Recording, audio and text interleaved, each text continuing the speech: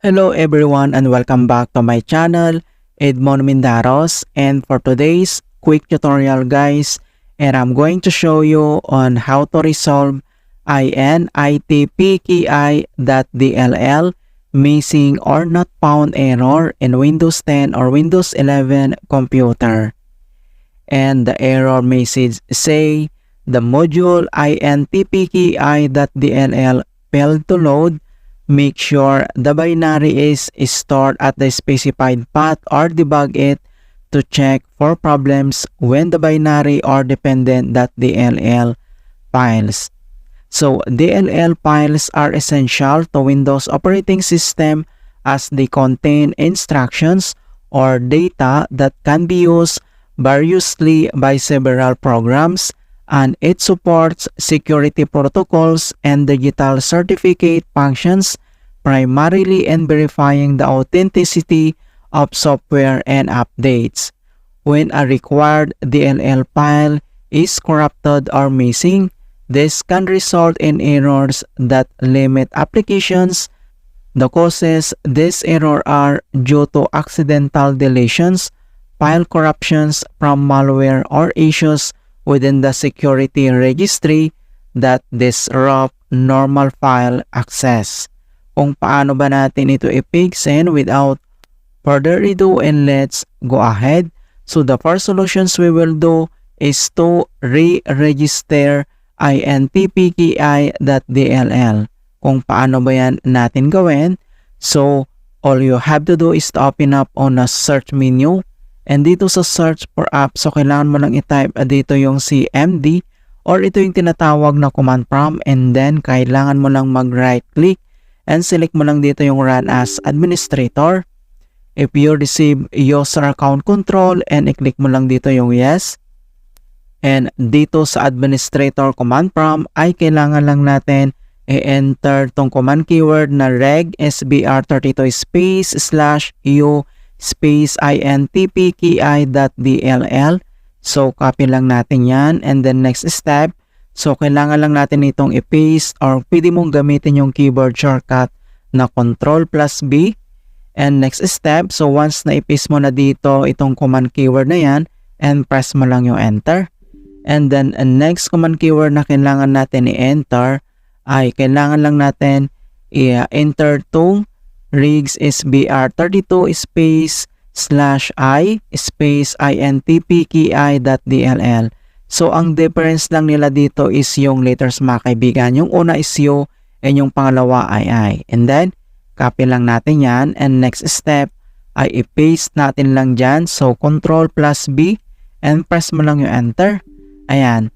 So once na ilagay mo na dito yung dalawang command keyword na yan, and next step, so close lang natin yan at kailangan lang natin mag-restart. Okay, so i-click mo lang tong restart. Alright, so if the error still persists, so ang next solution na pwede natin gawin is to reinstall related software. Kung paano ba yan natin gawin? So all you have to do is to open up again on a search menu, and dito sa search for app, so type mo lang dito yung control panel. And then, i-click mo lang dito yung open.